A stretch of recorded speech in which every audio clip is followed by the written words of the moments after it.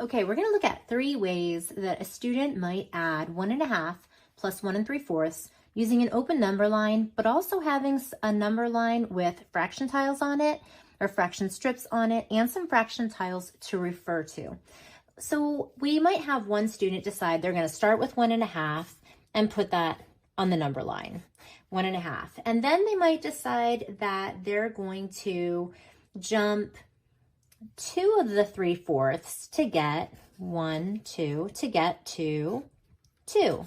Because looking at their fraction strip over here, they can see the fraction tiles 1/2 is equal to 2/4. So they can jump 2 of those to get to 2. So that's 1/4 and another 4th.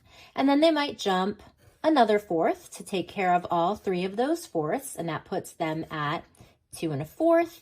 And then they still have 1 more to jump, so they're going to jump that 1 whole and end up at 3 1/4. Another student might look at the same thing and say, all right, I'm going to start with my whole numbers. I'm going to start with the 1 from 1.5.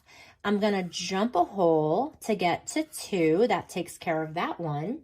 And then maybe I'll add on the half, get to 2.5. That's the half. And then I still have the 3/4 to take care of. So 1, 2, 3, that's my 3/4. I know I didn't make them perfectly even. Again, looking at the fraction tiles, we know that these two 1/4 give us another half. So that brings them to 3.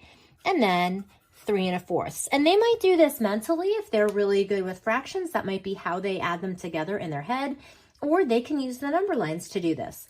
And then a third way, maybe a student would decide they want to start with the larger number and start with 1 3/4.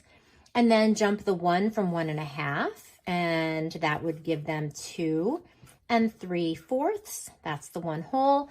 And then they're going to jump the other half. And again, knowing that the half is equal to 2/4, one of the 4ths takes them to 3, and the other one takes them to 3 1/4.